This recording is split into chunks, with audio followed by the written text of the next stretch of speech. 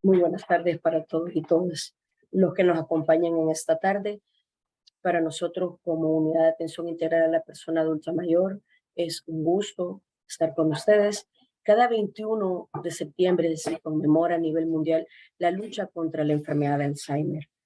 El compromiso de nuestro Sistema Nacional Integrado de Salud por llevar el diagnóstico oportuno, la prevención y la rehabilitación y apoyo hacia estas personas que padecen Alzheimer es un compromiso a nivel nacional y a nivel internacional.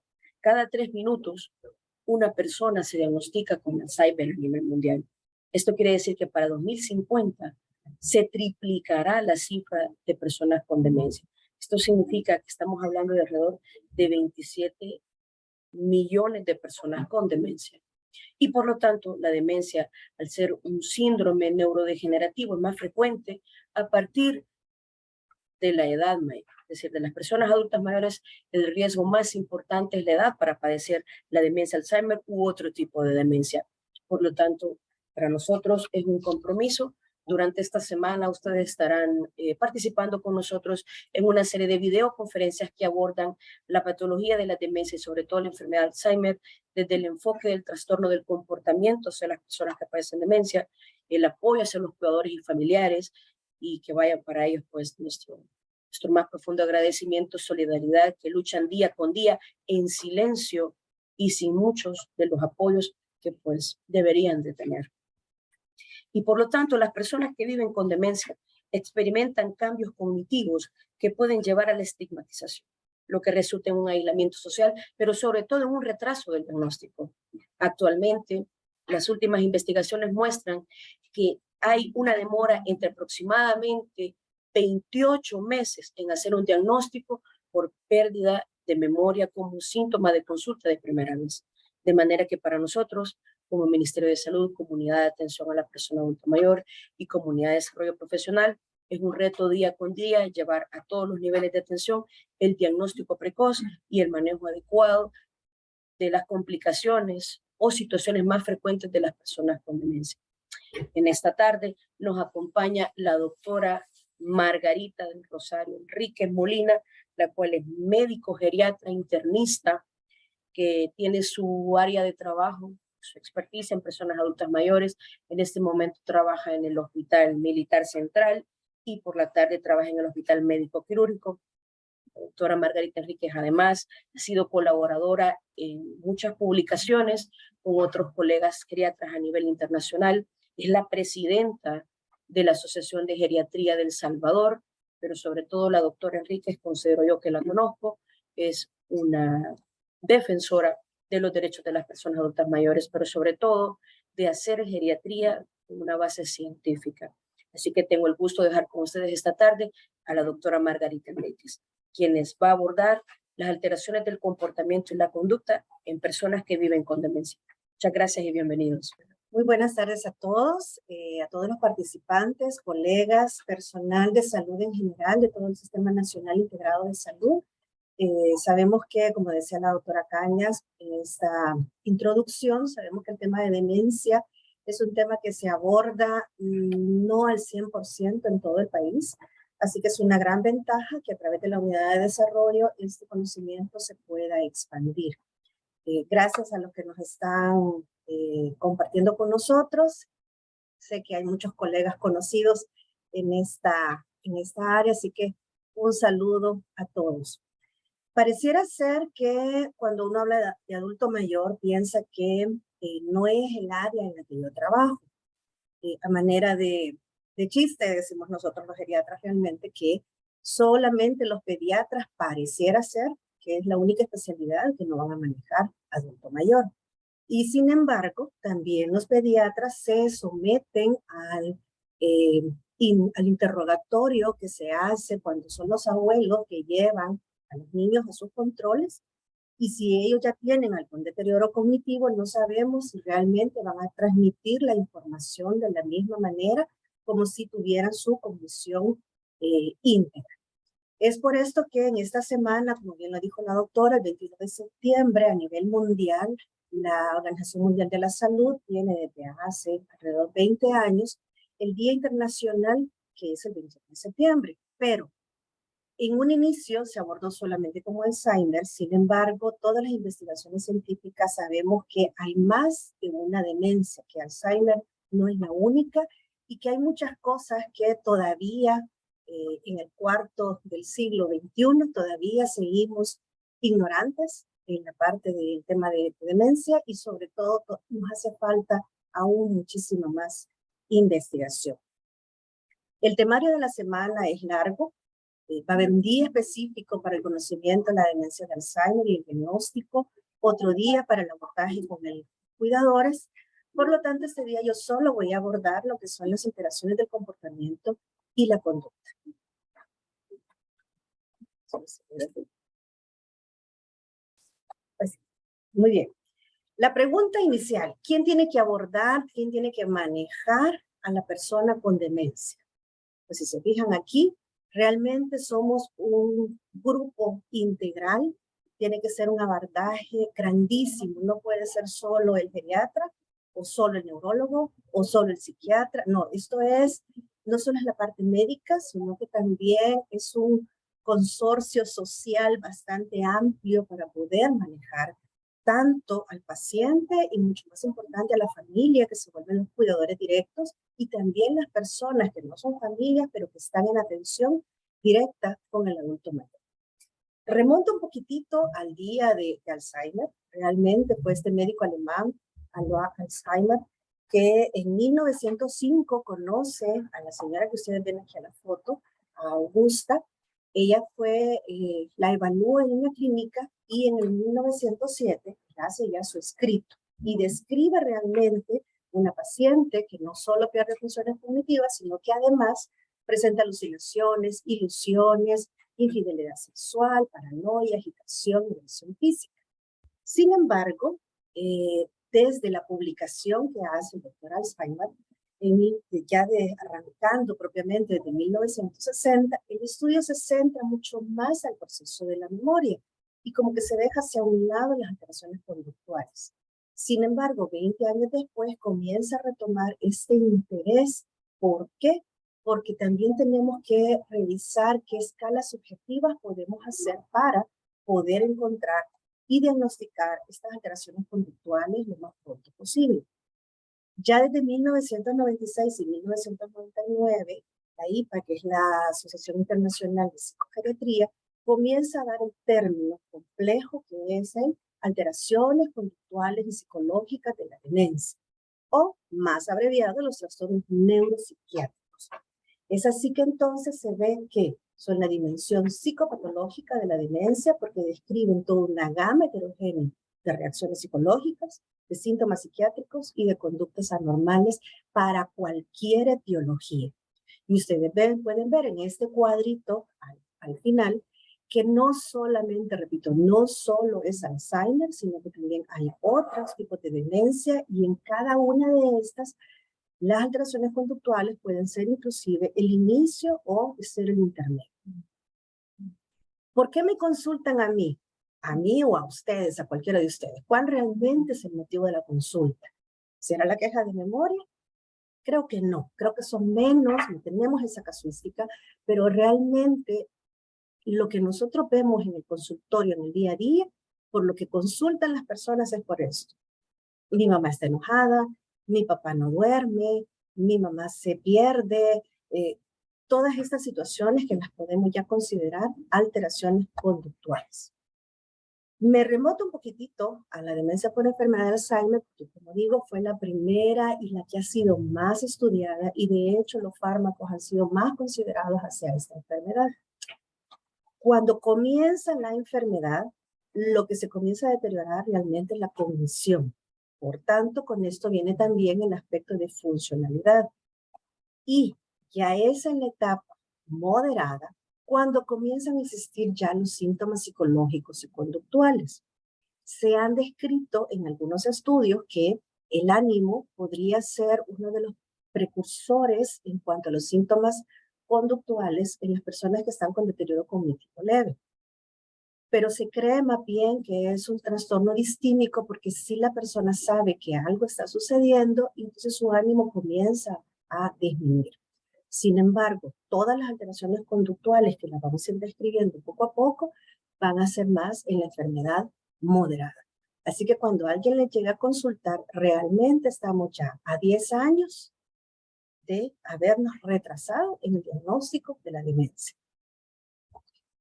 El Alzheimer en sí, ¿verdad?, va generando este deterioro cognitivo progresivo y vamos viendo entonces estos cambios en la personalidad y en el comportamiento. ¿Cuál es todo este cortejo sintomático? Habíamos hablado ya, hay cambios cognitivos, por supuesto esto va a ir deteriorando la funcionalidad, la persona ya no es capaz de sus actividades básicas, de sus actividades instrumentales, de sus relaciones con las demás personas. Y hay alteraciones motoras que son al final. Concentrémonos entonces en esta área, en los síntomas psicológicos y conductuales. ¿Cuál es la causa? Y aquí es la experticia, ¿no? Porque pueden haber algunas causas genéticas, algunos trastornos neuropsiquiátricos, otros neuropatológicos, personalidad y ambiental. Importantísimo en la historia clínica que estamos realizando, hay que evaluar todas estas áreas. Antecedentes familiares, si ha habido problemas depresivos, neuropsiquiátricos en la familia, trastornos de esquizofrenia o trastornos de bipolaridad, si la persona misma los ha tenido en la juventud, cómo se desarrolló en su medio ambiente. Como dijo la doctora, yo trabajo con el hospital militar y trabajo con muchos veteranos y todos ellos o algunos pueden llegar a tener psicosis de guerra aún y confundir este trastorno con realmente un síntoma conductual por demencia. Como así, si la persona ha sido víctima, las mujeres, ¿no? Sobre todo si las personas han sido víctimas de maltrato o de violencia doméstica, o qué tipo de maltrato han ido recibiendo en el camino. ¿Por qué? Porque a veces esto puede ser también las causas o los gatillos para que la persona ya con demencia presente alguna alteración neuropsiquiátrica. Un estudio que se hizo en México, la doctora Sosa, ella es neuropsiquiatra del Instituto de Neurociencias en México de Neurología, hicieron este estudio en el cual revisaron todos estos síntomas neuropsiquiátricos en adultos mayores y relacionaron con la severidad. Hicieron todas estas escalas, que yo espero que el miércoles puedan hablar de todas estas escalas, y ahí evaluaban todos estos dominios: memoria, orientación, juicio, solución de problemas, pasatiempos, para así hacer la categoría. Una demencia probable, si leve o severa. Y al final, otro cuestionario que también es el inventario neuropsiquiátrico, en el cual se van puntuando cuáles son los síntomas que va presentando la persona. Ansiedad, miedo, irritabilidad, está llorón o está con hilaridad, si tiene alucinaciones, ilusiones, etc. ¿Y qué es lo que ven ellos en todo esto? En resumen, si se puntúa a más edad, mayor probabilidad de tener la demencia. Es más frecuente en las mujeres, pero esto es porque el envejecimiento feminiza. Sobreviven más las mujeres que los hombres. No hay ninguna diferencia de esos datos mexicanos a los datos de México. Y sobre todo que la demencia moderada y severa es la que va a presentar todavía más alteraciones neuropsiquiátricas. ¿Cuáles fueron las que encontraron? Más alteraciones conductuales, síntomas vegetativos y apatía, y además la sintomatología ansiosa. No se me preocupen que ya vamos a ir revisando una por una. Además, y esto, como bien decimos, hay una era pre-COVID y una era post-COVID. Sabemos que muchas de las secuelas del COVID han sido los daños neurológicos, y esto ha sido de impacto para las personas que viven con demencia y para aquellas que no. ¿Por qué? Porque se espera que haya también un aumento en los niveles de probables demencia posterior al COVID. Los pacientes que ya tenían demencia con el COVID, por supuesto, tuvieron más exacerbación de algunos síntomas, sobre todo la agitación, la agresión, la ansiedad, la depresión y la apatía, también motivado por el encierro al que estuvimos en las diferentes cuarentenas de muchos países, porque este es un estudio para España. Y algunos dependía también de la severidad que tenían. Se vio, ¿verdad?, realmente que durante esta cuarentena hubo mayor daño y se esperaría que no tengamos otra enfermedad emergente, otra enfermedad infectocontagiosa, porque el aislamiento ha sido muy difícil para estos pacientes. ¿Qué trastornos están asociados? Estas son algunos, ¿no? ¿Qué pasa con la demencia? Ya sabemos que hay alteraciones de la función mental, que hay cambios en la conducta y la personalidad y que hay pérdidas en la funcionalidad y la autonomía. Entonces, puntuamos cuáles son estos tipos de alteraciones conductuales: cambios de la personalidad, ilusiones, alucinaciones, desórdenes del humor y el afecto, cambios neurovegetativos y problemas del comportamiento. Cambios de personalidad. ¿Cuáles son los más comunes? Falta de autopercepción. El paciente no va a describir que tiene un problema y tiene miedo o se asombra que los familiares estén diciendo que ellos tienen esa queja de memoria, esa falta de memoria. Apatía y la desinhibición. En esos cambios de personalidad puede haber esta alteración que la persona tiene consigo misma, es decir, no sabe qué es lo que está pasando, ¿sí?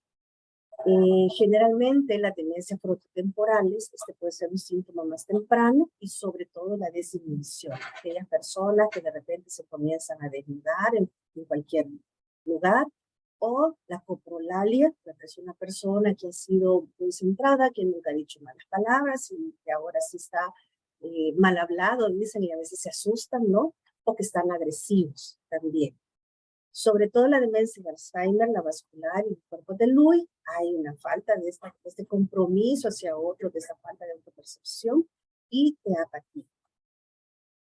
La apatía hay que puntuar un poquitito más porque tenemos que diferenciarla de la depresión. Va a ser la pérdida de motivación con respecto al nivel previo de funcionamiento o lo que esperamos por su edad y nivel cultural. Y eso es algo muy, muy importante en la demencia. Yo no puedo esperar lo mismo de una persona que ha sido catedrático universitario a otra persona que se ha encargado de actividades agrícolas en su mayoría. Entonces, dependiendo del contexto funcional, laboral, educativo, se ha inmerso esta persona, así entonces yo voy a esperar ciertas conductas de este paciente. Al menos debe tener un síntoma de cada uno de los dominios. Falta de iniciativa para hacer algo, de aquellos que el clásico del baño, ¿no? Hay que bañarse y la persona realmente no tiene ninguna iniciativa, no tiene motivación de la higiene. Una falta de interés, falta de preocupación de sus problemas personales, y eso no puede evitar que la persona realmente vaya a consultar, y por eso los familiares consultan cuando ya estamos en esta etapa moderada. Y un afecto aplanado, no hay respuesta emocional. Es una persona que lleva un duelo y no la vemos llorando, y no es porque no lo sienta, sino porque realmente tiene tanta apatía que no logra demostrar estos síntomas. Algunas veces se ha demostrado que sí hay correlaciones entre las redes frontales y subcorticales. Esto es más un tema de neuroanatomía, pero sí se ha visto que cuando ya está ahí el daño, empezamos a ver más problemas de una disfunción cognitiva ejecutiva, como se le llama, y por lo tanto no es realmente un estado de depresión. Por supuesto, una persona con apatía tiene más dependencia funcional y tiene una gran demanda de atención. Hay una mayor sobrecarga y depresión en los cuidadores porque no saben qué hacer. Está más correlacionado con esa falta de introspección y de conocimiento y de desconocimiento también a sus cuidadores. No sabemos mucho sobre manejos en estos pacientes. Hay todavía al 2022, no sabemos qué tanto estos medicamentos aquí anotados pueden ayudar realmente para los pacientes que cursan con apatía y demencia. Aquí algo de neuroanatomía, ¿verdad? ¿Cuáles son los giros que se están involucrando, sobre todo en el aspecto conductual, en el aspecto cognitivo y en el aspecto emocional? Las ilusiones. Estas son falsas percepciones y es muy diferente a las alucinaciones. ¿Por qué? Porque esto sobre todo es una identificación errónea, delirante de las imágenes visuales. Son ideas, creencias falsas con una certeza subjetiva y una convicción extraordinaria. O sea, a pesar que usted le esté explicando al paciente que el bulto que él cree que es un demonio es solo un bulto, la persona no le va a entender, porque por más explicación que usted le dé, no se lo va a comprender. Pueden ser complejas o pueden ser generalmente más simples o simplemente es una idea falsa. Pero aunque usted lo quiera cambiar, a veces la persona insiste con esta ilusión. ¿Cuáles son estas ideas más comunes? Son aquellos pacientes que ya hablan que me están robando, que me quieren envenenar, que mi familiar me está siendo infiel, y sobre todo aquellas parejas que han vivido una infidelidad en el pasado. En esta etapa se remarca aún más. Hay identificaciones erróneas. Esta no es mi casa y por eso la persona tiende a salirse aún más. Piensan que hay parasitosis, que hay huéspedes en la casa, y pueden inclusive hasta darse estos síndromes en los cuales en uno ve a la pareja, pero dice que no es la pareja, o que es una persona muy famosa y que esa persona famosa se ha enamorado de mí. Entonces, son diversas ilusiones que vamos a ir viendo en el camino cómo podemos manejarlas. Muy diferente de las alucinaciones, porque las alucinaciones realmente no existen. A veces puede ser predisponerse por una mala agudeza visual. Personas que tienen glaucomas o que tienen degeneración macular pueden tener también este tipo de alucinaciones, pero en general cualquiera, aunque no tenga No le puedo subir el audio. Las frecuencias van a ser generalmente las visuales, luego vienen las olfatorias y luego vienen las táctiles. Y generalmente se da por este déficit colinérgico que pueden haber en las áreas visuales asociativas y en las alucinaciones visuales. Incluso hay momentos en que el mismo paciente puede reportarlo. Así, ¿verdad? Ustedes me van a decir, doctora, ahí pasaron unos elefantes. Así hay pacientes. Los pacientes le pueden decir y pueden darle todo lo que ellos están viendo o lo que creen haber escuchado o incluso haber relacionado con otra persona. Los trastornos del humor y el afecto van desde la depresión hasta la ansiedad, y estas van a ser comunes en todas las demencias. Otras alteraciones conductuales pueden ser siempre, como la apatía, la agitación y todo esto, a veces se pueden confundir con un estado depresivo.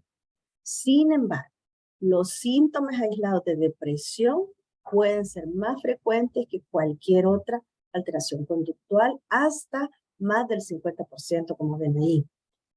Y en otras ocasiones también los cuidadores pueden sobrediagnosticar un estado depresivo.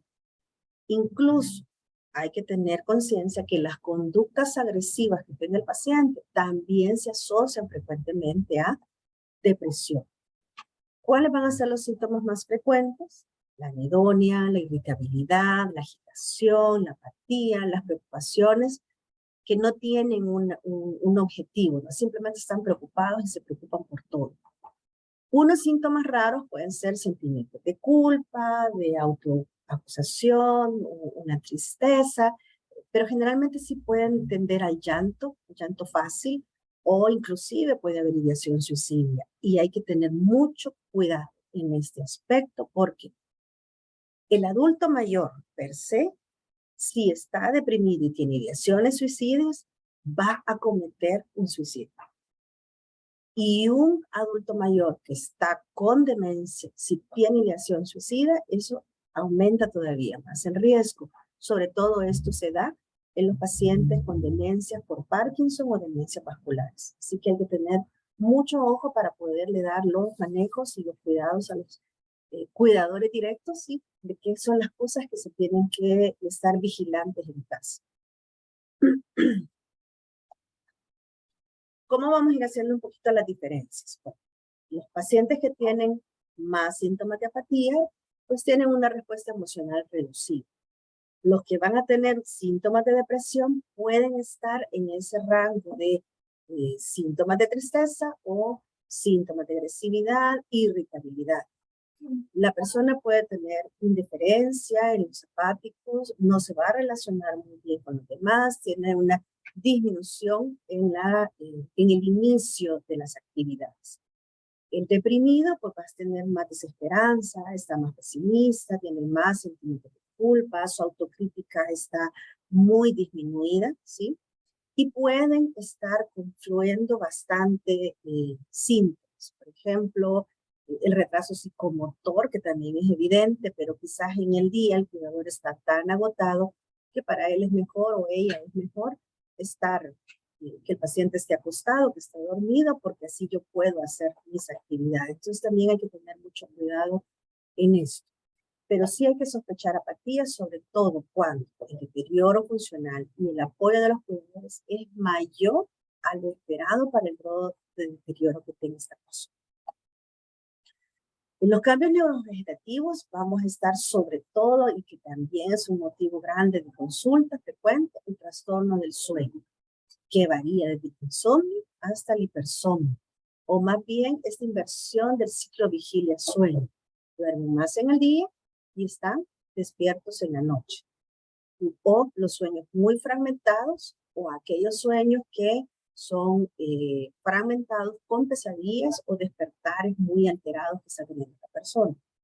Trastornos de alimentación que también pueden ir desde la hiporexia, la anorexia, hasta la hiperfagia. Son aquellos que dicen, pero le acabo de dar de comer y me sigue pidiendo más comida.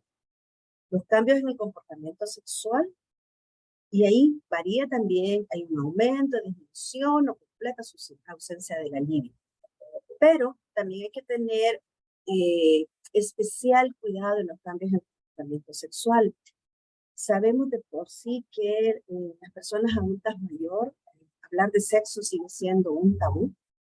Muchas mujeres aún casadas, sobre todo casadas, han sido víctimas de violencia doméstica y sobre todo de violaciones dentro de su matrimonio. Y pudiera ser que este aumento en la libido del adulto mayor sea visto con normalidad y que sea de los que menos lo van a estar consultando. Sin embargo, tenemos que preguntar qué está sucediendo, si hay más tocamientos, incluso si ha habido una violación ya por parte del paciente demente, porque debemos utilizar entonces medicaciones para disminuir este problema. Trastornos del apetito, hay cambios de preferencia. En general, en la persona adulta mayor, hay cambios en el gusto y se pierde mucho lo que es el dulce y el salado, y por eso ellos prefieren que las comidas vayan más dulces y saladas. Eso cualquier persona adulta mayor lo puede pasar. Pero en general, la persona con demencia va a tener más preferencia hacia los alimentos dulces. Si la persona no es diabética, pues no habría ningún inconveniente, y si la persona está con anorexia, hasta puede ser un tip para que la persona coma. Le ponemos un poquito de azúcar. El problema es directamente con las personas diabéticas, que con ellas no podemos hacer eso. Van los trastornos nuevamente, la hiperfagia, la hiporexia, y como pueden ver ustedes aquí por los porcentajes, es casi similar, ¿verdad? Incluso menos aquellos que tienen problemas de pica o de hiperoralidad son en menor frecuencia. Otros problemas que son matados también por la funcionalidad, ¿verdad? La persona ya no recuerda cómo va a preparar los alimentos, cómo va a comer, ya la náusea para comer. Entonces también tenemos que ir revisando poco a poco si es solo por funcionalidad o si es una alteración de la conducta. Y además también considerar el efecto secundario de los fármacos. Si estamos utilizando fármacos que den disgeusia, la persona va a tener hiporexia. Otra situación tiene que ver mucho acá con la higiene bucal deficiente. Un paciente demente no va a ser capaz de decir que le duele una muela, un diente por caries, y simplemente va a dejar de comer. Entonces los cuidadores tendrán que estar pendientes de revisar la cavidad bucal para saber si no hay algo más. Tenemos que estar muy pendientes. ¿Por qué? Porque el paciente se nos va a desnutrir, que también es otro complejo, otra complicación que pueden tener los pacientes dementes. Sobre todo, ya hablamos, ¿no?, un poquito de las alteraciones de la conducta sexual. aunque la desinhibición puede ser menos frecuente en la enfermedad de Alzheimer, pero no significa que no pueda existir. ¿Qué es importante? Como yo les mencionaba hace un par de segundos, debemos distinguir cuál ha sido la expresión sexual normal de la persona de la conducta sexual inapropiada que está teniendo en este momento. Y eso no solamente para la conducta sexual, sino que en general para todo. O sea, a mí me dicen que la señora es muy agresiva, pero cuando vemos sus antecedentes, que fue una persona agresiva, entonces ahí están viendo que yo voy a balancear qué tipo de medicación o cuánto de medicación real es que va a necesitar esta persona. Luego hay que identificar entonces conductas sexuales que pueden ser inapropiadas y que debemos ir normalizando, orientando sobre todo a los cuidadores. Otros problemas de comportamiento van a ser todas aquellas alteraciones que no pueden encajarse. ¿Cuáles van acá? El retardo psicomotor, es cuando la persona está muy quietecita, la que ya no se mueve, ¿verdad? Y no se mueve no porque no tenga funcionalidad o porque sus articulaciones no se puedan mover, sino porque la persona está como con un retraso. Y luego están los de las inquietudes psicomotoras, todo lo contrario. O como diríamos en el paciente que está como un leoncito enjaulado, camina de un lado para otro sin tener un objetivo, sin tener un fin. Pueden haber también comportamientos repetitivos, estereotipados, tener así movimientos en el cuello, movimientos en los ojos, o estar, por ejemplo, si una persona ha sido sastre, estar como, o costurera, ¿no? Estar tocando la tela y tocando la tela, pero si eso lo mantiene tranquilo, ahí dejémoslo, ¿no? Pero él sigue y sigue tocando la tela porque han sido comportamientos repetitivos que ha tenido. Además de agresiones, que sí pueden haber agresiones verbales y físicas entre ellos mismos o hacia sus cuidadores. Agitación, agresiones, de lo que estamos hablando, ¿no? Puede ser tan frecuente, estamos 65% si lo documentamos. Sobre todo, esto es la causa más frecuente de sobrecarga al cuidador, de institucionalizarlos, de que usemos más restricciones físicas y farmacológicas, y sobre todo de sobremedicarlos.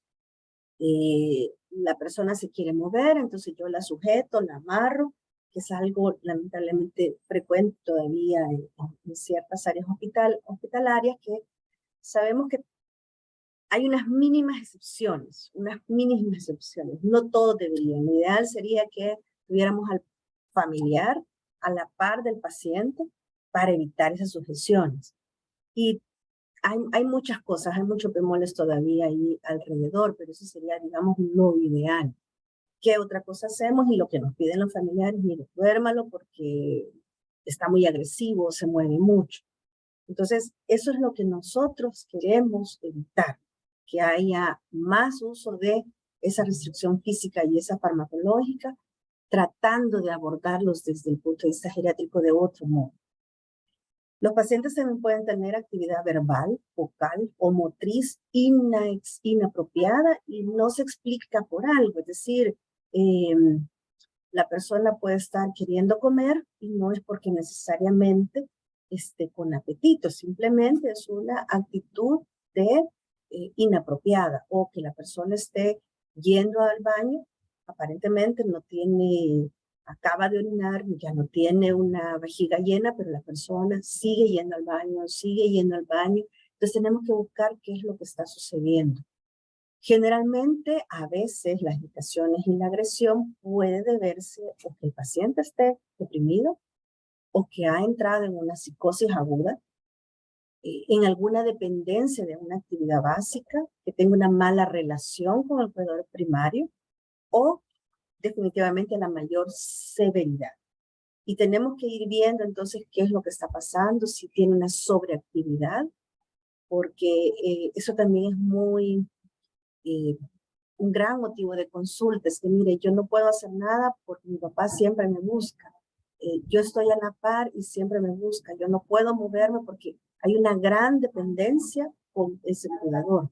También los comportamientos agresivos, qué tanto, si yo me pongo más agresiva con él, la persona se vuelve más agresiva y estamos en un círculo que estamos motivando la violencia. O también la psicosis como tales, ¿verdad? Las alucinaciones, este grado de ansiedad, inclusive las ilusiones, las ideas de paranoia que se están dando. Entonces tenemos que ir buscando qué es lo que está pasando. Es el contexto, el medio ambiente, lo que lo está afectando, es algo más que él se está agrediendo porque no puede expresar lo que le está sucediendo. Entonces ahí vamos a ir buscando. ¿Qué conductas motoras aberrantes tienen estas personas? Bueno, lo que mencionábamos, ¿verdad? Son estos leoncitos encerrados. Se trasladan a un rumbo de una manera desorientada, no saben qué es lo que van a hacer. Sobre todo asociado en problemas visoespaciales, es lo que menos toleran los cuidadores porque es complicado, ¿no? A veces es un cuidador único que se mantiene 24/7, entonces también en algún momento van a necesitar un descanso, eso lo van a ver en otra charla. Y entre más severo esté la demencia, pues va a tener también más conducta motora aberrante. Hay 5 componentes, ¿verdad? ¿Cuál es la meta que tiene la persona? Realmente si tiene miedo de estar solo y por eso se moviliza. ¿Qué alteraciones tiene en su ritmo circadiano? ¿Cuál es la habilidad que tiene en el espacio que se mueve dentro de su habitación, dentro de su casa? ¿Y cuál es la cantidad de actividad ambulatoria que está teniendo esta persona y que lo está motivando entonces a moverse de esa manera? Tiene, por supuesto, ¿verdad? Algunos factores biológicos, algunos factores psicológicos, ambientales, pero sobre todo quiero hacer énfasis aquí en los factores ambientales. Si la persona pierde sus rutinas, si pierde sus hábitos, entonces la persona va a tender a tener una conducta motora más aberrante. Cuando los familiares le preguntan a uno en la consulta si es prudente que el paciente viva una semana con cada hijo, es complicado porque hay que ver las dinámicas familiares, pero lo que sí sabemos es que esa movilización del ambiente tan frecuente nos va a generar mayor alteración al paciente por ir presentando estos datos de psicosis. También puede tener el paciente vocalizaciones inapropiadas, ¿verdad? Hay un estudio que menciona que es muy prevalente en los hogares, sobre todo. Se observa en los estadios avanzados y puede ser detector. No solamente la coprolalia, es decir, las malas palabras, sino que pueden ser gritos, quejidos, cantos repetitivos, frases repetitivas. Puede ser constante, puede ser episódico. Hay pacientes que lo hacen en voz suave, hay otros que gritan. Y hay que ver que eso también da una repercusión al paciente, los cuidadores, y según el volumen de voz que tenga, puede ser hasta los vecinos. Incluso ya hemos tenido casos en los que se ha hasta alertado a la policía porque están maltratando a un paciente y nada más es que la persona está gritando sin ningún objetivo. Resumamos un poquito las alteraciones conductuales. Tenemos algunas que pueden considerar los cuidadores que es el mayor estrés que les está causando, sobre todo psicológicos y lo conductual, y aquellos que podrían dar un menos estrés, pero realmente yo considero que todos van a generar un gran estrés en el cuidador y por eso también conocerlo y poderlos identificar nos va a apoyar para que el cuidador se maneje mejor. La psicosis son todas estas ideas delirantes, alucinaciones. Algunos pueden presentarlas todos los días, otros pueden presentarlo una vez a la semana. Hay que ir buscando, ¿verdad? ¿Qué es lo que pasa? Fíjense que es curioso porque la mayor parte resuelven de una manera espontánea. Entonces habrá que considerar ya desde este punto qué tanta medicación real le voy a dar yo al paciente. Hay que saber realmente que la agresión y la agitación pueden coexistir. No van, todos estos síntomas también pueden estar coexistiendo en estos pacientes. Es raro que solo presenten uno. Y recordar siempre que a mayor sobrecarga tenga el cuidador, hay un mayor riesgo de institucionalización o de maltrato al adulto mayor, sobre todo si él se queda en casa. ¿Cómo lo vamos a manejar? A nosotros los médicos nos encanta mucho hablar del manejo en cuanto a los fármacos. Pero bueno, este es un plan organizado para el manejo. Primero tenemos que hacer un diagnóstico adecuado y como yo les mencionaba al inicio de la historia, hay que trabajar mucho cómo es la biografía del paciente, cuáles han sido sus gustos, sus preferencias, sus relaciones sociales, sus redes de apoyo, todo lo que nos enseñaron a nosotros en semiología en la universidad, lo tenemos que poner ahorita con mucho más énfasis en el paciente con demencia. Vamos a ir identificando los problemas. ¿Por qué? Porque tenemos que intervenir. ¿Cómo lo vamos a hacer? Si recuerdan el estudio que hicieron en México sobre las bases, sobre las conductas que se encontraban, este es el famoso inventario neuropsiquiátrico. Y ustedes pueden ver aquí 12 puntos que de todo realmente el resumen de lo que hemos estado hablando. Ideas delirantes, alucinaciones, agitación, depresión, hasta abajo el apetito. Y pareciera un poquito complejo, pero eso nos va diciendo si existe, si no existe, qué frecuencia semanal hay, entre más numeración es más frecuente y qué gravedad. Vamos a decir, por ejemplo, ahorita alucinaciones. Si tiene alucinaciones, es frecuente porque le da 2 veces a la semana y es muy grave porque mira demonios, ¿sí? ¿Y cuál es el impacto además que le da a la familia? ¿Está muy impactada o realmente ya no le toman en consideración? Al final, todo lo vamos puntuando y nos da también 2 valores. 1, para saber cuántos síntomas está teniendo y 2, para saber qué impacto hay ya en el cuidador. Y esto es una escala que nos puede ayudar para ir en el manejo, en el abordaje que le vamos a dar a esta persona, si realmente le estamos o no le estamos ayudando al paciente y al cuidador. Porque recuerden, hay que manejar el binomio. El enfoque entonces general del tratamiento, como vemos como médicos, lo farmacológico. Sin embargo, en demencia nosotros trabajamos de este punto. Preservar lo que la enfermedad está deteriorando, esto lo van a hablar en el tema propio de demencia diagnóstica. Enlentecer la progresión, también se va a hablar ahí mucho.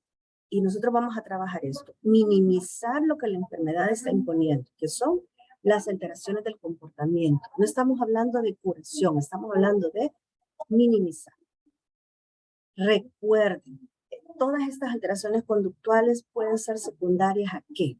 A un problema físico del paciente, puede tener dolor, frío, hambre, puede tener estreñimiento, no moverse, le está doliendo una rodilla, puede tener un proceso agudo en ese momento o algún efecto secundario de medicamento.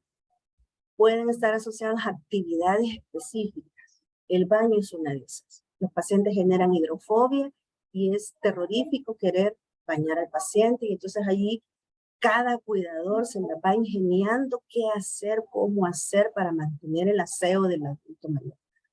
El vestido, alimentarse, hablábamos del cambio de domicilio, del cambio de los cuidadores, o si hay visitas, ¿qué puedo hacer ahí? Y los problemas que se dan intrínsecos por la enfermedad, es decir, cuál va a ser este déficit cognitivo, cómo me está afectando en esta interacción con el medio físico y social. Y además, si realmente esta alteración conductual es consecuencia de una depresión o de una idea delirante. En general, ¿cómo lo vamos a manejar? Bueno, primero caracterizar la conducta previa que ha tenido el adulto mayor. Evaluar su estado físico.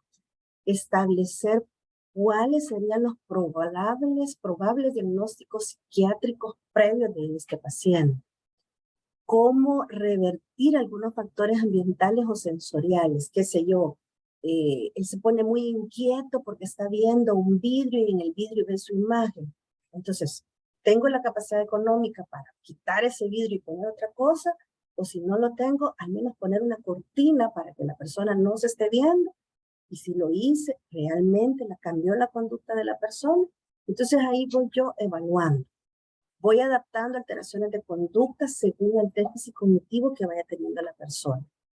Identificar algunos factores psicosociales, qué sé yo. Lamentablemente algunas personas por este síndrome del impostor puede hacer que la hija que está cuidando, que está atendiendo a ese adulto mayor, por un momento se suplanta por la imagen de una persona que le maltrató en la infancia. Y es complicado porque si es la única hija que lo puede cuidar, entonces ahí sí yo tendré que utilizar algún fármaco.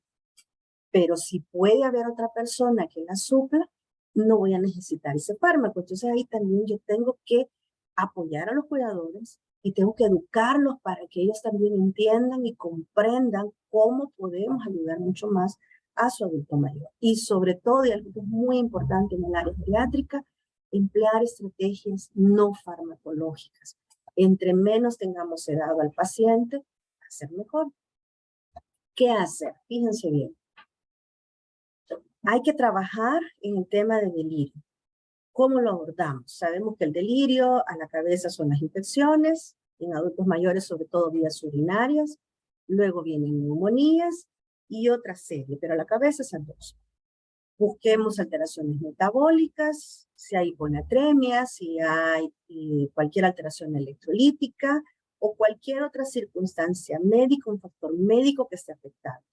O tiene dolor, está doliendo mucho la rodilla y no me he dado cuenta, entonces manejar ese dolor.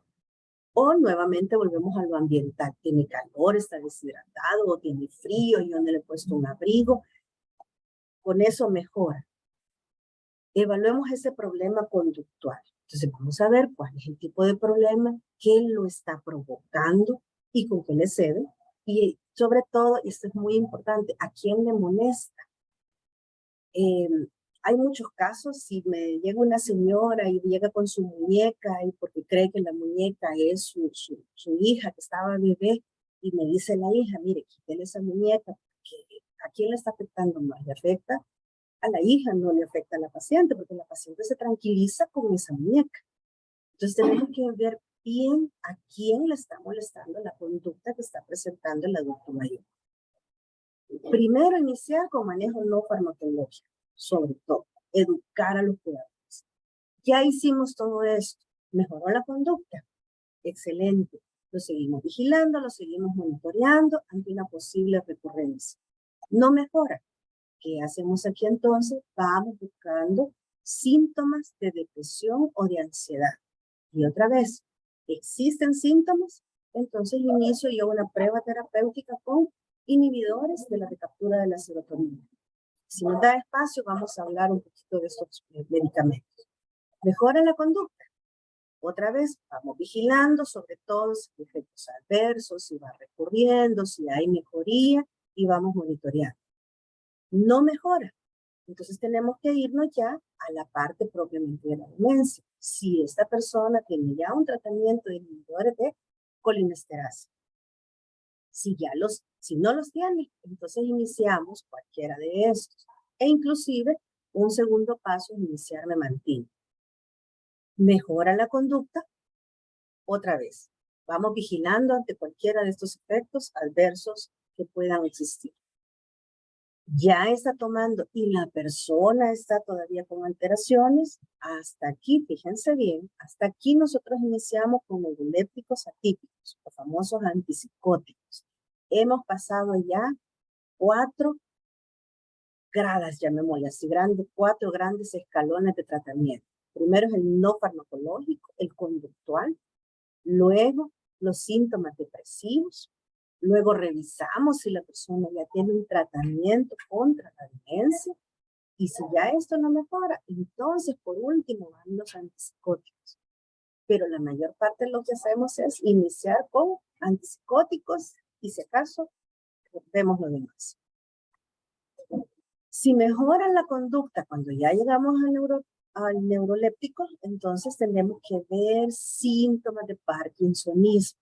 Porque si no, voy a tener yo un paciente que está con un antipsicótico y como comenzó a temblar y a estar rígido, le comienzo a dar un medicamento para el Parkinson. ¿Qué tengo que hacer? Mejor le quito el antipsicótico, así.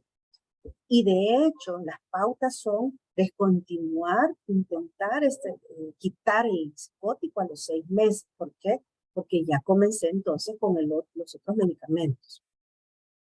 Si aún así no ha iniciado con el antipsicótico, no mejoró, pero como yo desde el inicio no pensé que tenía síntomas depresivos, puedo darle entonces ahora una prueba terapéutica con un antidepresivo. Y si mejora la conducta, nuevamente, vigilo.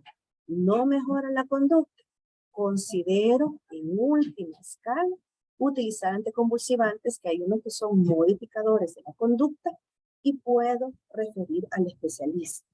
¿Quién será el especialista? El psiquiatra, para que nos ayude más con el manejo. Pero idealmente yo estoy en un grupo trabajando y manejando este paciente. Este esquema ya tiene años, prácticamente tiene más de 15 años de estar y sigue siendo tan actual al momento porque no tenemos otras formas, no tenemos más fármacos para trabajar. Recalco ahorita con el manejo no farmacológico. La mayoría de los casos se puede encontrar una explicación al revisar al paciente. Hay que conocer la historia, recalcamos, ¿verdad?, el estado de salud actual, sus interacciones con el medio ambiente.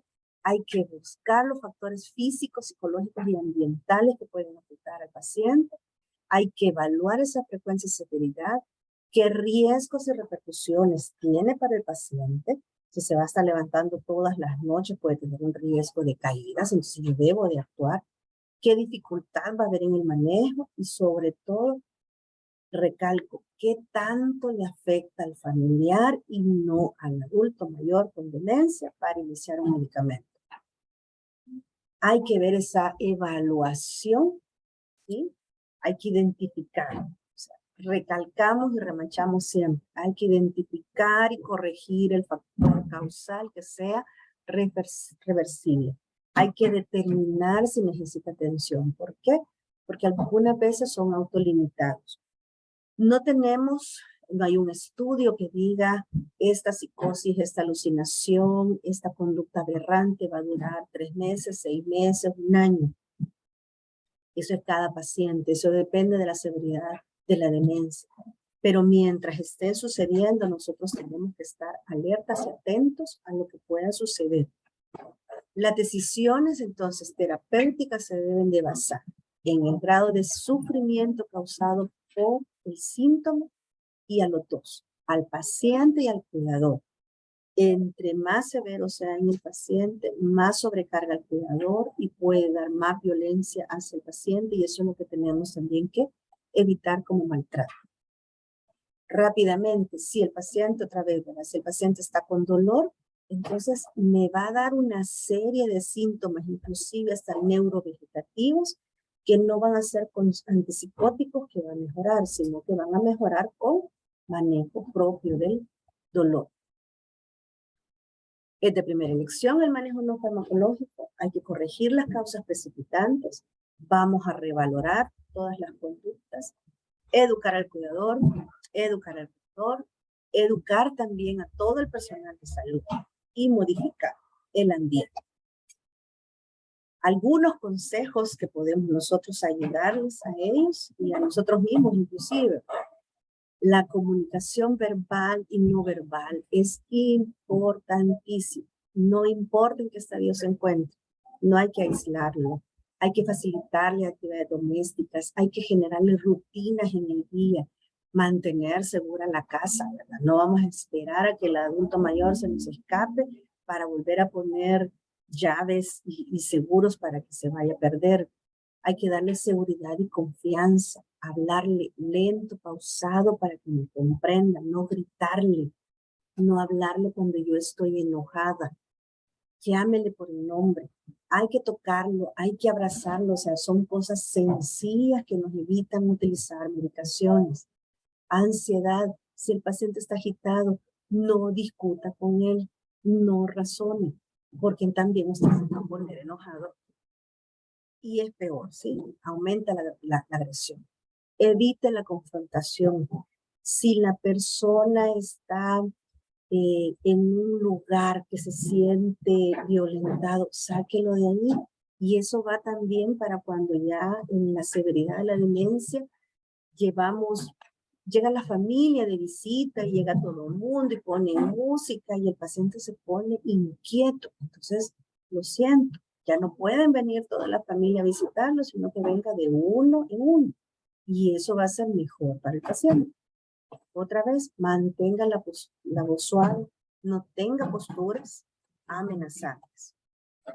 Hoy sí, vamos a lo que más nos gusta, el tratamiento farmacológico, pero aún ese tiene que ser bien estudiado, bien delimitado según el cuadro que vimos ya, ¿verdad? De cómo ir paso a paso.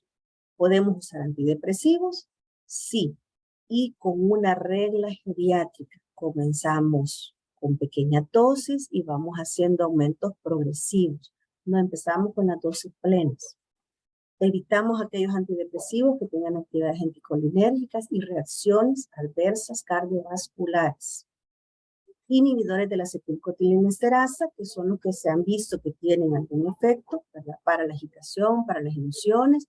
Ahí está el donepezilo, la ribastimina, la galantamina. Son 3 medicamentos que tenemos en el país, pero no en los cuadros básicos de hospitalarios, eso sí. Hay antagonistas de los receptores del NMDA, como es la memantina. Los antipsicóticos, cuidado, ojo, causan mucha sedación, mucho riesgo de parkinsonismo y mucho riesgo de caídas, también de problemas cardiovasculares. Así que se pueden usar, sí, pero hay que estar haciendo revisiones periódicas. ¿Cuáles tipos de antipsicóticos? Aquellos que sean los atípicos. Y de estos, toda esta lista. Los anticonvulsivantes, habíamos hablado de aquellos que modulan el efecto, sobre todo el ácido valproico, en segundo lugar la gabapentina y luego la carbamazepina. Hay muchas instituciones en el país que se está trabajando con los adultos mayores, sobre todo aquellos que estamos con personas con demencia. Si les gusta esta área, para todos los que nos escuchan, yo les sugiero que entren también a la página de la OPS. Tienen una directriz en este momento para atender el deterioro cognitivo y demencia.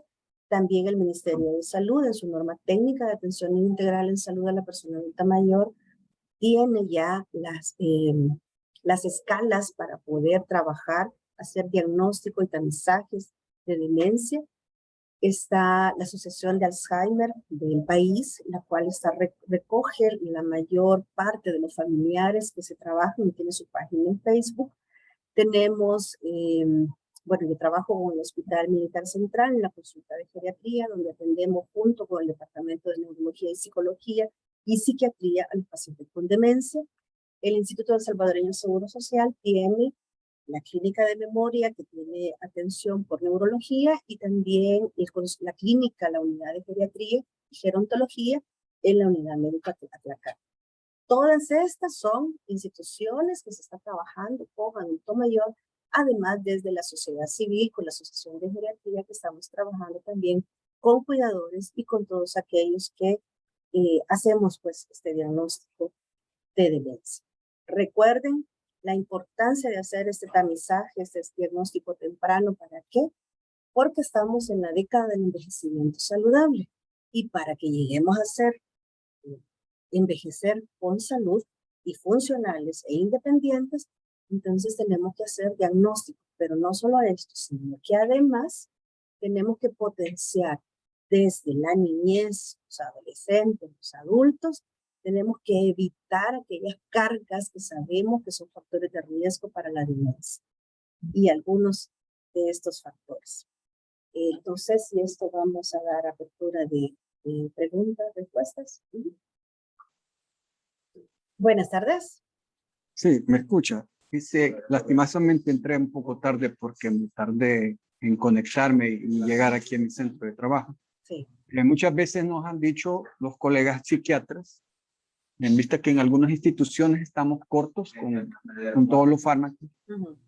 Entonces, siempre nos dicen que, principalmente con la clorpromacina, A veces nosotros estamos manejándolos con mucha cautela debido a los efectos colaterales, como usted ha mencionado, también demasiada sedación, y puede dar caídas, hipotensión, pero que ellos dicen que este es de los más seguros, ¿verdad? Para trabajar en vista de que no contamos con todos. En algunas ocasiones hemos tenido, casualmente, debido a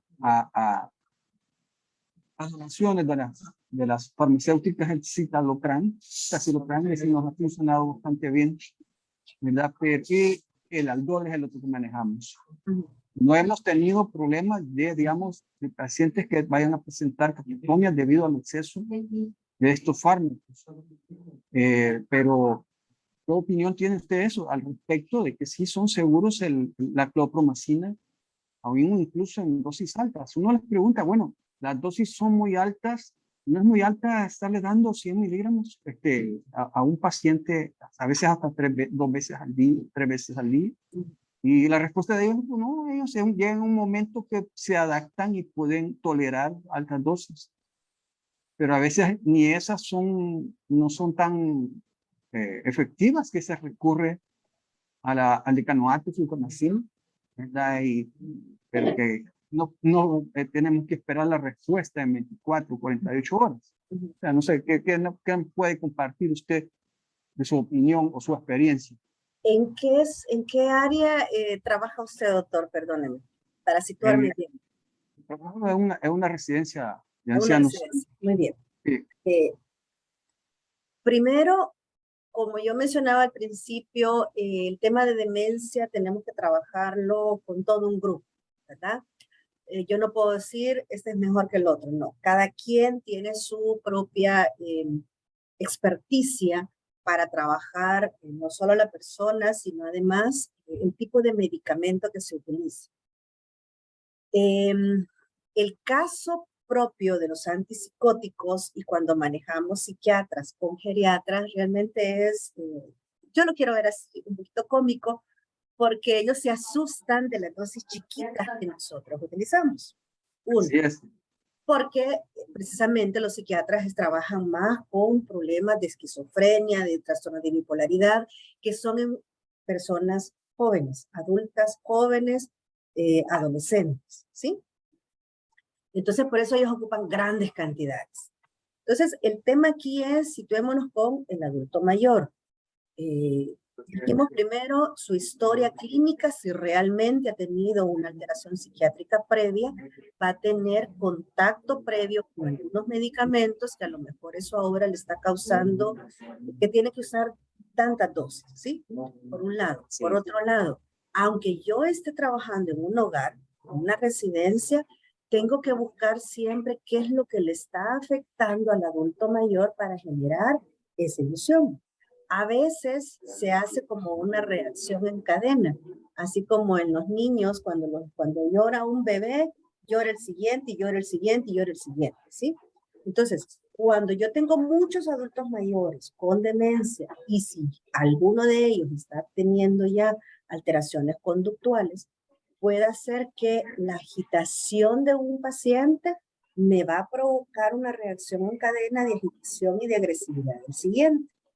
Entonces, ¿qué tengo que hacer yo como personal de salud en esa área, en ese lugar, para tratar de buscar qué es lo que está pasando y aislar tal vez a la persona que está con más problemas para que así el resto no se altere más? Eso por un lado, para lograr encontrar cuál es la causa de esa persona que está causando. Si modificando el ambiente no logro, entonces voy y utilizo los medicamentos. Ahora, como bien les dije, no todos los medicamentos ideales los tenemos en un cuadro básico nacional y no importa de dónde estemos trabajando. Con lo que manejamos inclusive es casi que solo con haloperidol, ni siquiera tenemos clorpromacina. En los 2 hospitales donde yo estoy no hay de ese medicamento, solo tenemos haloperidol. Y si yo tengo una agitación extrema que no lo puedo calmar con nada, entonces, ¿puedo utilizar el haloperidol? Sí, lo puedo utilizar, porque se supone que es un medicamento que lo voy a usar en un cuadro agudo. y que lo va a tener a lo mejor 24 horas y que luego después se lo voy a quitar. No son medicamentos que están dados para un tiempo prolongado, porque inclusive, como decía el cuadrito, a los 6 meses yo tengo que buscar de irlo disminuyendo y quitárselos a los pacientes. También habrá personas que no se los podremos suspender. Hablamos de antipsicóticos, a lo mejor no se los podemos suspender, pero por eso ese flujograma que se plantea es que si yo puedo utilizar los otros medicamentos, entonces podré quitar entonces el antipsicótico, porque si a un tiempo prolongado va a causar cualquier daño. O sea, no es que no le va a causar, sí le va a causar, sí le va a llegar a causar un daño y eso es lo que queremos evitar. Ninguna de las guías actuales, fíjense bien, porque este es un flujograma diseñado inclusive por el doctor Cummins allá por hace 15 o 20 años casi, donde todavía está poniendo antipsicóticos. Pero actualmente ninguna de las guías de manejo de demencia incluye psicóticos, ninguna. Esto es básicamente para alteraciones conductuales porque ya está trabajado con las asociaciones mundiales de psiquiatría, geriatría y neurología, pero básicamente para alteraciones conductuales. Entonces siempre lo primero es manejar el medio ambiente, la conducta, qué es lo que está pasando y luego ir hacia abajo. Sé que nos hace falta, que creo que ahorita por el momento solo el Seguro Social tiene donepezilo. Me decían por ahí Memantina, pero no es algo que pueda yo asegurar, ¿verdad? Y no hay otro en otro lugar, ¿sí? Entonces, parece que en el Hospital San Rafael, no sé si actualmente o en una época sí tuvieron Memantina, y esto sí les ayuda más porque también estamos evitando el deterioro de las neuronas que van a provocar también todas estas alteraciones conductuales. Todavía hace falta, ¿verdad? Hace falta mucho, yo lo sé, pero si ustedes van a utilizar, fíjense, si ustedes van a utilizar psicóticos, la idea es utilizarlo lo menos, que no sea lo primer medicamento que ustedes van a utilizar, no está en las guías, y que si lo van a utilizar, lo tienen que retirar lo más pronto posible y evitar estar vigilantes y atentos a cualquiera de los efectos secundarios que podamos tener.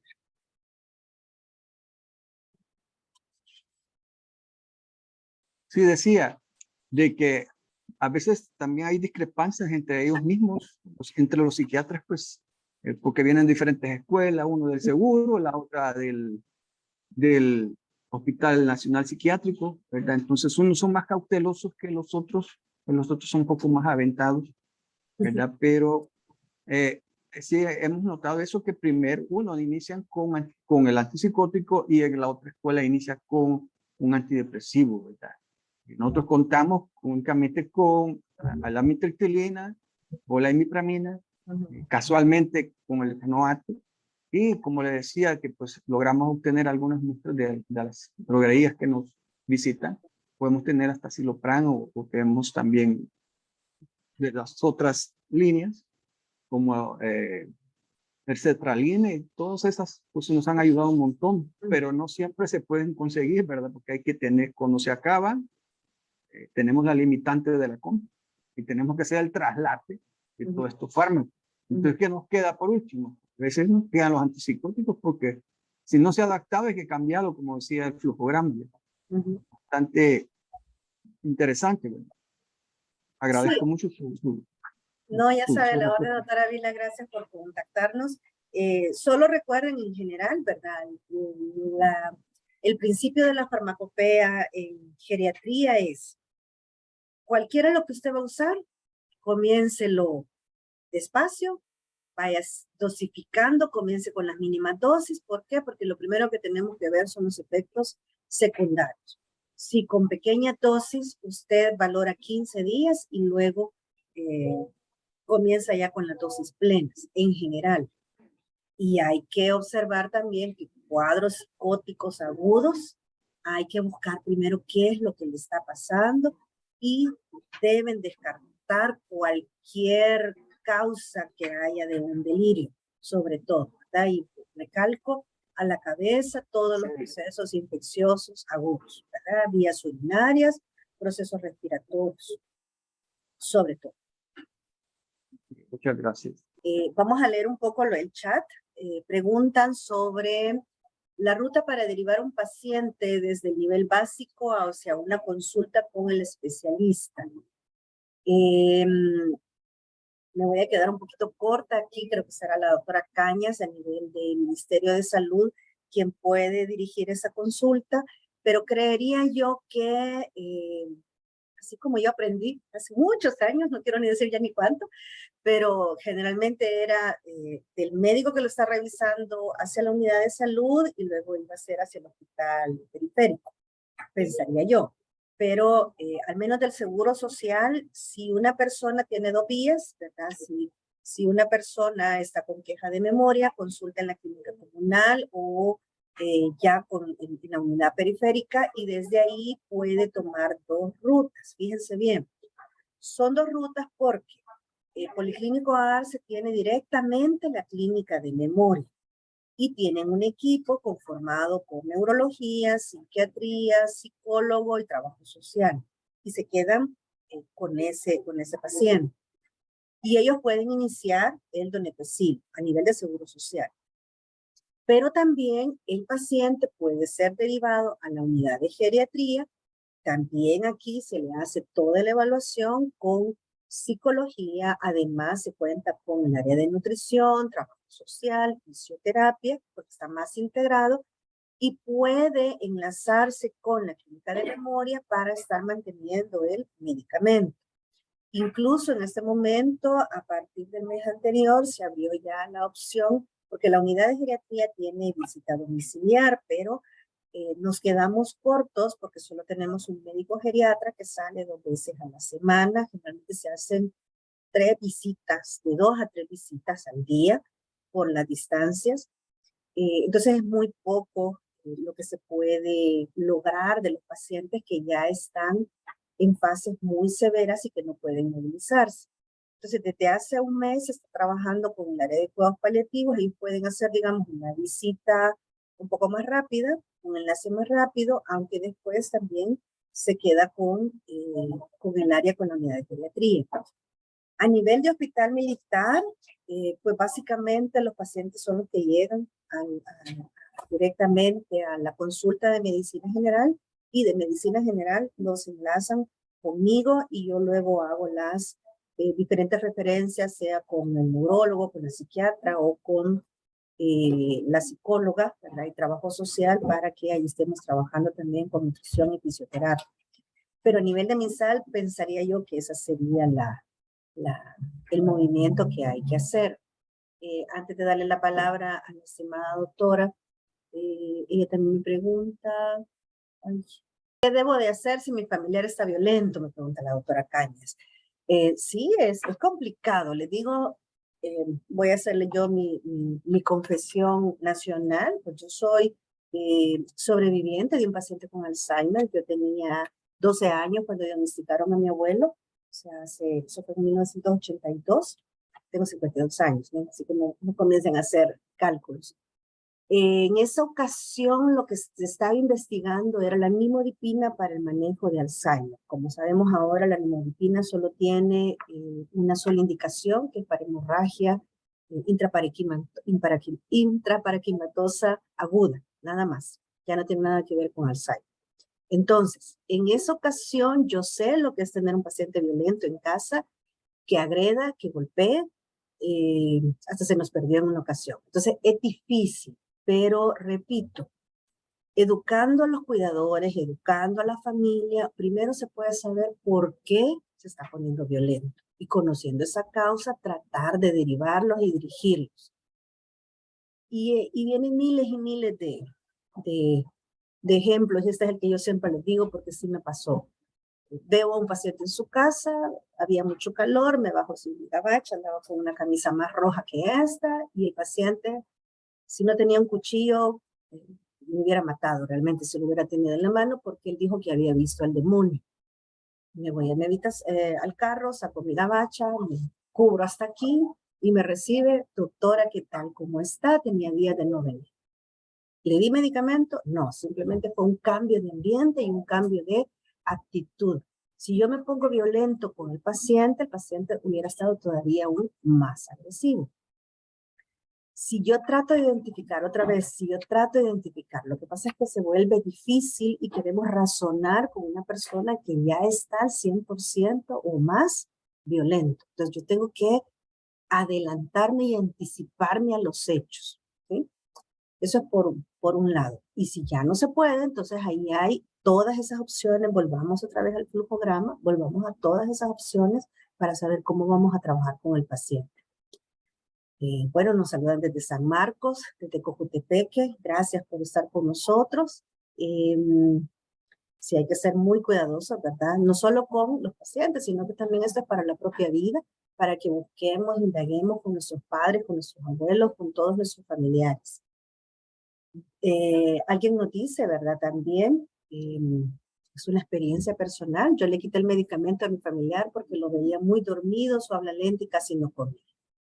Casi no come, casi no duerme por la noche. Entonces, aquí otra vez, ¿verdad? Hay que ir buscando, hay que establecer rutinas. Yo les pido, en serio, pueden educarse también con las páginas de OPS, con las páginas de Alzheimer Mundial. Hay que generar rutinas. Entre el paciente con demencia también esa agresividad, esa ansiedad la puede tener porque no sabe qué hacer, está desorientado, está abrumado. Metámonos en la cabeza de ellos porque ellos no saben qué hacer. Entonces, si yo le establezco rutinas todos los días a las 7, se levanta a las 8, desayuna a las 9, el baño a las 10, y todos los días trato de hacer lo mismo, la persona entonces se va como adiestrando, como le así, se va educando y no tenemos que salirnos de ahí. Y por eso a lo mejor ya están en las visitas, son bienvenidas en casa, por lo menos las visitas no grupales, porque el ruido lo va a poner agresivo. Entonces, mejor que llegue de uno en uno y así también me ayudan a mí, porque los cuidadores, créanme, todos cuidadores, hombres, mujeres, los hijos, los que se les paga, también se ponen angustiados, se desesperan y se enojan. Entonces, tenemos que evitar esas confrontaciones. Sí, saludos al doctor Avis, la verdad, él es nuestro referente con los adultos mayores en el hogar Sara Saldívar. También nos saludan desde la región de Salud Central. Nos refiere la doctora Cañas, ¿no? Lo primero es siempre, ¿verdad? Es tomar en consideración la queja de falta de memoria que realiza la persona. Hay que usar los metamensajes que se encuentran en esa norma. Si no les ha llegado a sus manos, pueden buscarla en la página del Ministerio de Salud. Ya está ahí en el área de los documentos. Yo le he bajado, y le digo, yo no trabajo con el Ministerio, y si yo le he bajado, ahí está.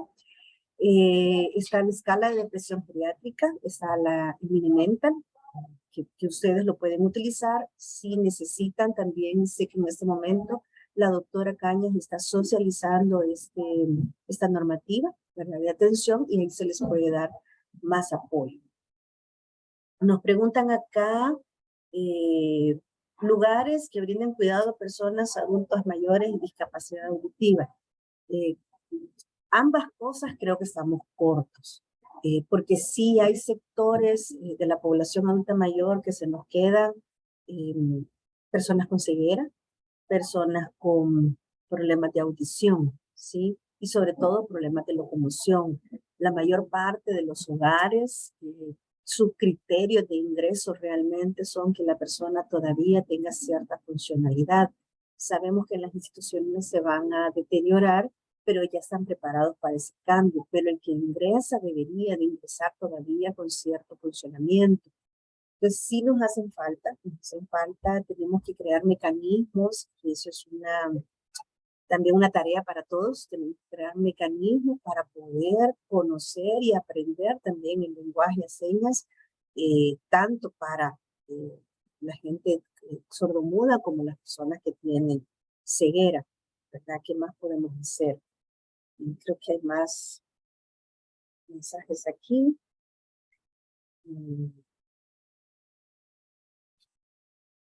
Nos dice la doctora Cañas que Sí, ¿verdad? Que luego se refieren a la especialidad de neurología o psiquiatría para su diagnóstico y manejo. Pues sí, estamos hablando que se tratan en conjunto, ¿sí? Deberíamos de estar un poquito más cercanos para esa interacción con todos los especialistas. Ok, algo muy interesante, sí. Ya le doy la manita, doctora Cáceres. Algo muy interesante. Los pacientes detectan el antipsicótico en la bebida, es cierto. La mayoría de los antipsicóticos, ustedes no los han probado, pero la mayoría de los antipsicóticos son amargos. Entonces, ¿qué podemos hacer? Bueno, otra vez, tratamos de anticiparnos a la violencia y luego, si ya está, la magia es que, yo lo dije al inicio, ellos prefieren lo dulce. Entonces, ¿qué hacemos? Tratamos de triturar el medicamento, si es tableta, lo tratamos de triturar y dárselo no en una bebida, porque ya va a detestar esa bebida, sea la que sea, sino más bien eso dárselo con algo dulce. Qué sé yo, un guineíto raspado, un dulce, una cucharada de miel si se tiene, una cucharada de jalea y se lo dan. Porque entre lo amargo y lo dulce prevalece el sabor dulce y si así se lo van a lograr tragar el medicamento. Nos dice, no tenemos, doctora Artiga, cuánto gusto, desde el Hospital Nacional de la Mujer, acabamos de ser compañeras en un curso. La edad de aparecimiento, no tenemos ahorita una casuística, lamentablemente no la tenemos. El Seguro Social tenía una del 2019, creo, pero lo que ellos están manejando son edades alrededor de 70 años, ¿sí? Pero realmente la demencia puede ser, en general, es más predominante arriba de los 80 años, pero tenemos un margen de 60, 80 años que se da. Y están también los que generan el diagnóstico de Alzheimer antes de los 60 años y que en esto se avanza muy rápidamente. Hay un deterioro mayor en ellos. No sé, quisiera saber si ustedes realmente han hecho diagnósticos de demencia con sus pacientes, si en las unidades de salud, en los hospitales están haciendo ese diagnóstico o simplemente se pasa de largo o nada más es como, ya viene aquí el viejito loco. O sea, ¿qué es lo que están haciendo realmente ustedes en sus lugares de trabajo? Quisiera que alguien me comentara.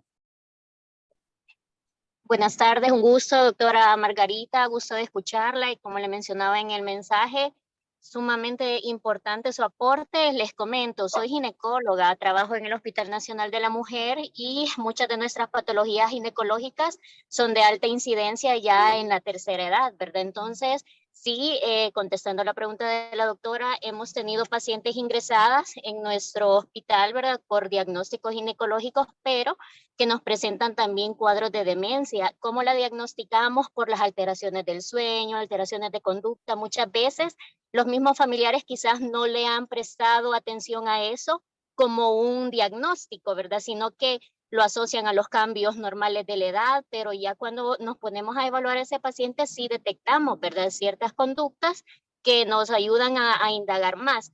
Nos auxiliamos de la psiquiatra de nuestro hospital, ella es la que nos ayuda, ¿verdad? En el manejo de este tipo de pacientes y sí, ¿verdad? Vemos esta patología incluso en otras especialidades, ¿verdad? Como el ejemplo que les pongo. Sí, interesante, como les digo, todos vamos a ver adultos mayores, todos.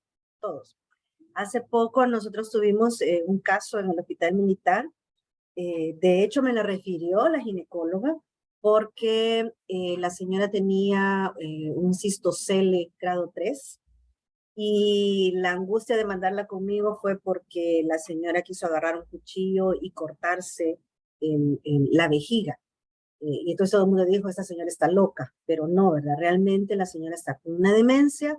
Logramos con todo el equipo de trabajo lograr que disminuyera la alteración conductual para que pudiera ser operada. Ya tiene 8 meses de la cirugía y la señora está con su demencia, pero no ha vuelto a presentar esa psicosis, ni esa agresividad, ni esa inquietud psicomotora. Y lo logramos, ya ahorita ya tiene 2 meses sin estar sin antipsicóticos, que es lo que la respuesta también para el doctor Ávila. Hay que ir buscando cuál es la causa que está motivando esa alteración. Nos pregunta aquí el doctor Guido, ¿cuál es el momento oportuno de pedir interconsulta o enviar los cuidados paliativos? Realmente la demencia, sobre todo la demencia al Alzheimer, que ha sido la más estudiada, ¿sí? Hay ciertos estadios. Yo no se los puse acá porque no era el objetivo, pero para que ustedes sepan, hay una escala que se llama FAST, que es la que nos va diciendo la severidad de la demencia, que va de la 1, que es lo más leve, hasta el 7, que es la severa. La 7 básicamente es cuando ya el paciente es dependiente en todo. Sin embargo, yo puedo tener una persona que camine, que la pueda movilizar, que pueda todavía tomar su comida del plato, pero ya está en un estadio severo. Aún de este estadio severo, prácticamente la terminalidad es cuando ya estamos viendo una persona con demencia que ya tiene el retardo psicomotor, ha sido tan impactante que pasa más encamado, está comenzando a tener úlceras de presión y además tiene problemas de disfagia. Este es el demente terminal. Este es el que vamos a manejar ya con cuidados paliativos como son conocidos. Sin embargo, el diagnóstico, cuando se hace el diagnóstico de demencia, uno trata también de manejar cuidados paliativos durante todo el periodo. Es algo un poquito complejo, ¿no? Pero tal como conocemos los cuidados paliativos, se pueden dar ya en la fase terminal de la demencia, cuando ya tiene estas 3 cosas: disfagia, úlceras de presión y retraso psicomotor. Ya que mencionó eso de los manejos paliativos, es muy frecuente que este tipo de pacientes, generalmente a veces también son gente que tiene Parkinson asociados con la disfagia, y existe esa disyuntiva si es o no indicado mandarle, estarle dando alimentación a través de una sonda nasogástrica o mandarle poner un tubo gastroentérico, enterocutáneo, ¿verdad? Pero en algunos libros pues se menciona que incluso estos pacientes ya hacer este tipo de alimentación en estos momentos ya es considerado incluso hasta un maltrato, ¿verdad? Pero si no tenemos otra alternativa, pues porque si usted le manda a poner la sonda, pues hay que sujetarlo, si no se la va a sacar. Y si le hace la gastrostomía, ¿verdad? Intercutánea, también en un momento dado se lo puede extraer y traerse consigo también alguna hemorragia por el estómago. Entonces, está esa disyuntiva, entonces habría que tener una sujeción farmacológica. ¿Sería un maltrato también eso? Por supuesto que es un maltrato. Si hablamos de maltrato, por supuesto que sí lo es. Cualquier cosa que tenga sujetada a una persona porque no le permitimos su libertad, eso se considera maltrato. Ahora, en cuanto a la alimentación, no es nuestro objetivo, pero hay guías claras ya que dicen que la persona con demencia en su etapa terminal, y repito, tiene disfagia, presencia de úlceras de presión y ya el retraso psicomotor, tácita y tajantemente no se le coloca ni sonda nasogástrica, ni sonda percutánea, ni se le da alimentación, porque sabemos que son esfuerzos que no mejoran la calidad de vida ni prolongan su vida. Se oye duro, pero realmente ya a nivel mundial las sociedades de geriatría, neurología y psiquiatría han llegado, incluso creo que está también ya involucrada en los cuidados paliativos, ya están con esta información. No se coloca. Si usted me habla de una persona con Parkinson, que está con un problema que usted no considera, o cualquier paciente que no se le considera terminalidad, entonces, ventajas y desventajas, yo no puedo hablar por todos, pero hay que ver ventajas y desventajas realmente si usted está ayudándole en su calidad de vida. pero referente con el paciente con demencia terminal, ya no es una indicación. Así. Gracias. Doctora Cañas. Correcto, doctora. Muchísimas gracias por concedernos su tiempo. Y sin duda, pues, cuando se hablan de temas tan importantes como la demencia o enfermedades neurodegenerativas, surgen muchísimas dudas y muchas preguntas. Hay una persona que acaba de escribir que dice que el personal de salud no está preparado para eso. Por supuesto que no. Y por eso es que estamos nosotros tratando de poner estos temas en agenda, pero sobre todo también de solidarizarnos con las personas que tienen demencia y con sus familiares, porque si vemos por las cuatro esquinas es un vecino, es un familiar, es un tío, un primo, una persona que conocemos de toda la vida. Y lo más importante, que lo vamos a ver en la conferencia del miércoles, es no demorar el diagnóstico. En relación a una pregunta que se hacía, que cómo es la ruta de derivación hacia el especialista. Creo que importantísimo, ante una queja de pérdida o falta de memoria, es importante tomarla en cuenta, tomarla en serio. El retraso, como les decía al inicio de la conferencia, es casi en 2 años, pero esta enfermedad ha empezado casi 15 o 20 años atrás. O sea que de lo que nosotros hacemos en primer nivel, de lo que nosotros vamos conociendo entre pacientes y familiares, la primera manifestación es los síntomas neuropsiquiátricos, trastornos del comportamiento. Es que mi familiar, mire, ella se quita la ropa, se desnuda, o ella se escapa y va y dice, incluso, ¿verdad? Cuando hay ya situaciones un poquito comprometedoras como pérdida de vehículos, pérdida de bienes patrimoniales, entre otras cuestiones que la familia no se da cuenta hasta que ya hay una complicación derivada de esa situación. Una de las manifestaciones principales es cuando la persona pierde la habilidad de conducción, de manejar. Y bueno, eso lo vamos a ver próximamente. Creo que es importante en relación al abordaje de los trastornos del comportamiento es no medicar sin tener un conocimiento previo de lo que necesitamos en la persona. Muchas de los pacientes con Alzheimer y de sus familiares, es complicado tener un entorno donde conviven muchas generaciones. Por ejemplo, están los nietos, los bisnietos, están los hijos, están los abuelos, pero además tenemos perros, tenemos gatos, loros. Entonces, cuando hay una persona que ya tiene un deterioro del hipocampo, de su lóbulo frontal, del comportamiento, el escenario más ideal es que esta persona esté en calma, sin música a alto volumen, sin ningún exabrupto auditivo de sonido, porque eso puede desencadenar una conducta violenta en esta persona mayor. Y es importante, como decía doctora, no discutir, no razonar. Si hay una situación donde hay una agresión, si hay una situación donde hay una cuestión violenta, por favor, usted sea el cuidador principal, salga de la vista de la persona y llame a un tercero. ¿Sí? Y esa persona va a ser como el quiebre de ese momento. Si es contra usted, digamos, la agresión o los gritos o el no poder comunicarse, salga ese momento. No razone, no trate de imponer su criterio con la persona con Alzheimer. Pero sobre todo recuerde que esta persona sigue siendo su familiar. Y por eso para todos ustedes nuestra consideración, nuestro respeto, porque no es fácil día con día pues estar cuidando a una persona que simplemente no comprende y no razona a nuestro mismo nivel.